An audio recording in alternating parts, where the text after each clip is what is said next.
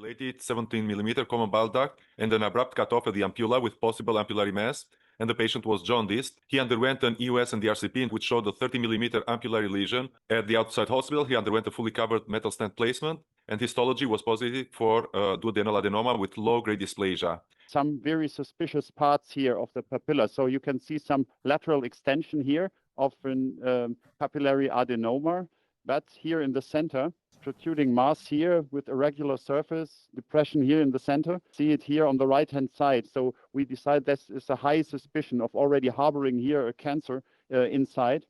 And I think also because the patient was jaundiced beforehand, there's a very high risk. And they already saw in the referring hospital that there seems to be ductal ingrowth. So the risk of, even though if we would deal with a benign lesion, would be very high to have an incomplete resection, but it looks really suspicious here. This is why we changed here our strategy. So, and then we changed to this EUS scope. We do it in all of our ampullectomy cases. First is, of course, to exclude intraductal extension. We know 1 centimeter is still okay. Up to 2 centimeters, it's really getting difficult here, but we want to, of course, rule out malignancy. We want to see if there are lymph nodes present, and I try to rule out pancreas divisum in those cases. You can see the arrows. So we have here the dilated bile duct, some air inside the bile duct. You can see thickening of the wall here. Torque my scope clockwise and follow the duct. Now counterclockwise, I follow the duct to the papilla. Here I torque the scope. You can see already narrowing and thickening here of the bile duct wall, and then we end up here in this area.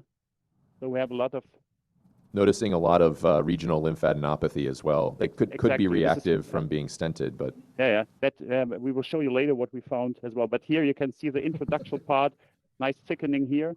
Already here in this area, there's also suspicion here of at least some ingrowth. We want to have a look at the pancreatic duct as well. So here, let's see where it's going. So it seems to be going down here at this position here. So it's not so dilated. So no real double duct, but I think here we have a lymph node here next to it. So now we are obviously in. Okay. What about yourself? Have you noticed any difference? For uncinate lesions, the elevator's just so strong with that new Fuji therapeutic scope. So the linear capabilities to deflecting a needle, deflecting a device are really pretty impressive. I think something we're going to all have to think about once we move into needle. I'm seeing your needle and how challenging this is as we think about needle-based ablation. We talked about electroporation earlier today. You can see here on the right-hand side, original papillary mass. Here, this is the opening.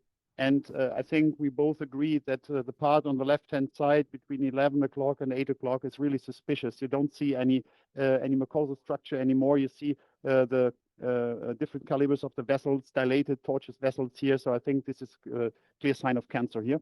The lymph nodes were really suspicious as well. And we are very happy for the patient that all lymph node biopsies are negative, and this has had direct impact on the treatment of the patient, because now we can go straight to Whipple. So this is the stent. It's a fully covered stent, and you see here at the proximal end there is a bump, and this is the modification as an anti-migration property. So I really like this for the 10-4 stents that have a high risk for migration, and also for the 10-10 that we use for benign cases of hepatogastrostomy where you really don't want that stent to move.